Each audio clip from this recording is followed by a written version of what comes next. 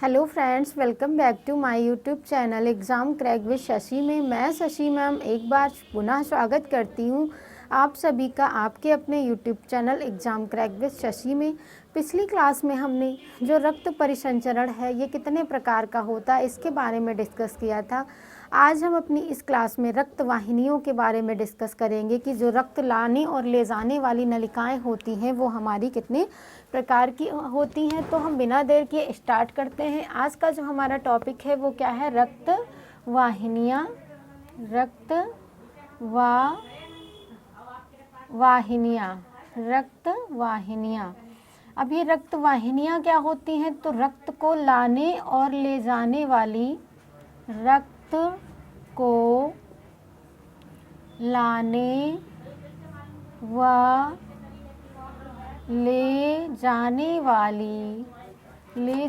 वाली नलिकाएं होती हैं। ये नलिकाएं होती हैं जिसको हम लोग इंग्लिश में क्या कहते हैं? नलिकाओं को पाइप कहते हैं। रक्त वाहिनियाँ क्या होती हैं? रक्त को लाने व ले जाने वाली नलिकाएं होती हैं जो हमारे पूरे शरीर में फैली हुई होती हैं। हमें पता है कि जो हमारा रक्त है ये पूरे शरीर में परिसंचरण करता रहता है।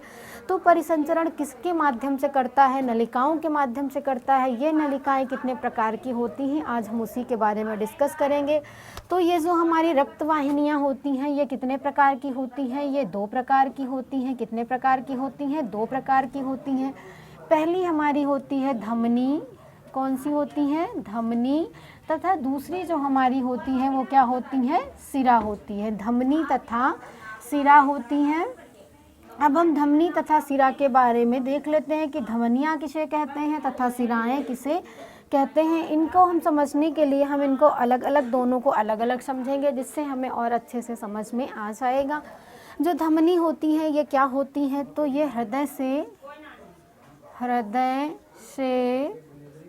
निकलने वाली नलिकाओं को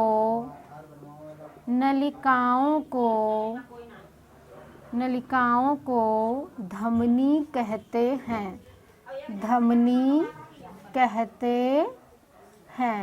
धमनी किसे कहते हैं? तो हृदय से निकलने वाली नलिकाओं को धमनी कहते हैं। जो हृदय से पूरे शरीर तक रक्त पहुंचाने का कार्य करती हैं। धमनी क्या होती है? हृदय से निकलने वाली नलिकाओं को धमनी कहते हैं। धमनी क्या करती है? धमनियों में जो रक्त का प्रवाह होता है कैसा होता है? तो हृदय से बॉडी की ओर रक्त का प्रवाह होता है। अब हम सिरा के बारे में भी देख लेते हैं। तो हृदय में रक्त लाने वाली नलिकाओं को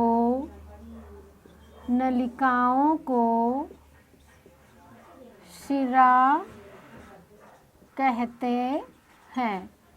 हृदय में रक्त लाने वाली नलिकाओं को सिरा कहते हैं। यहाँ पर क्या होता था? जो रक्त का प्रवाह था वो कैसे था?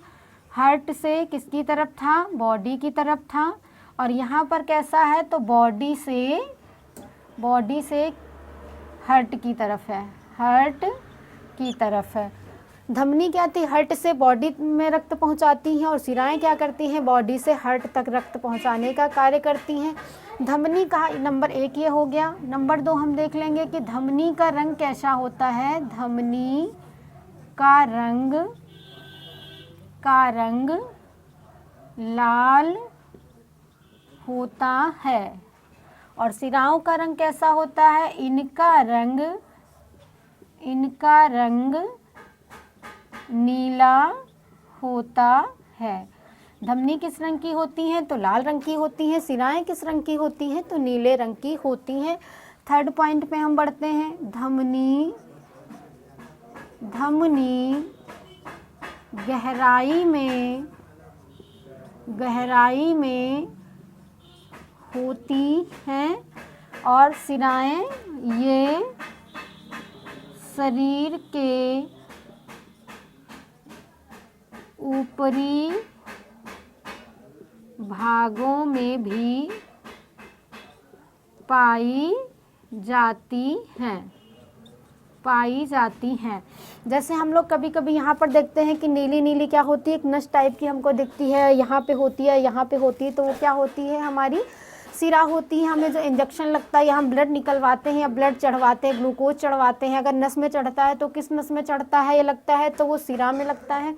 धमनी में क्यों नहीं लगता, क्योंकि धमनी अंदर गहराई में होती है, सिराएं हम ऊपर से आसानी से उनको देख सकते हैं, तथा उनमें ही हमारे इंजेक्शन लगाए जाते हैं जिनके माध्यम से मेडिसिन का प्रवाह करवाया जाता है। नेक्स्ट पॉइंट हम देख लेते हैं कि धमनियों में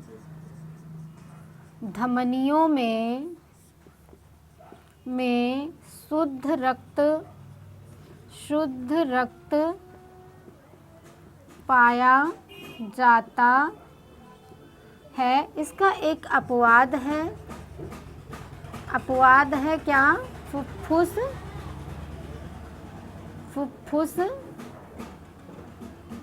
धमनी में अशुद्ध रक्त होता है। ठीक, सभी धमनियों में शुद्ध रक्त पाया जाता है, लेकिन एक अपवाद है, जो हमारी फुफ्फुस धमनी होती है उसमें अशुद्ध रक्त पाया जाता है, शुद्ध रक्त नहीं होता है। इधर क्या है, सभी सिराओं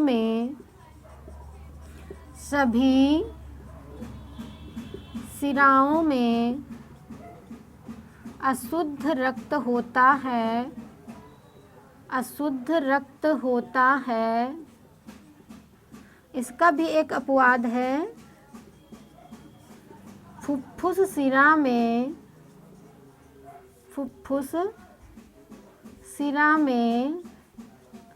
शुद्ध रक्त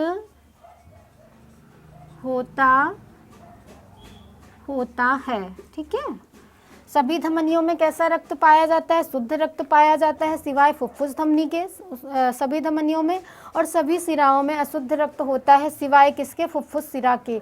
फुफ्फुस सिरा में कैसा रक्त पाया जाता है, शुद्ध रक्त पाया जाता है। क्यों पाया जाता है, ये फेफड़े से निकलती है और हमारे हृदय तक रक्त को लाती है, उस रक्त में ऑक्सीजन होता है, इसलिए उस रक्त को हम लोग शुद्ध रक्त बोलते हैं।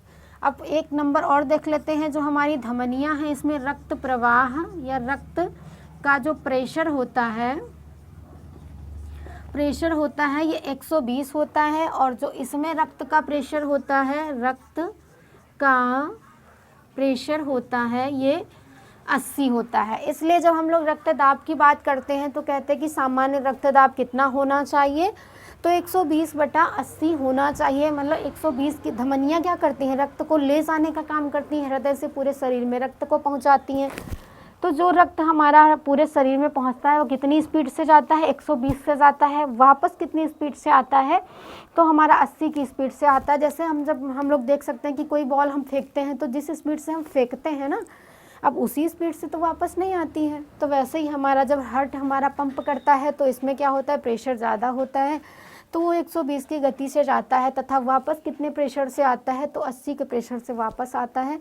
अभी इसके बारे में हम डिटेल में पढ़ लेंगे जब हम लोग रक्तदाब के बारे में डिस्कस करेंगे। आज के लिए इतना ही दोस्तों, मिलते हैं अपनी नेक्स्ट क्लास में। धन्यवाद, जय हिंद दोस्तों।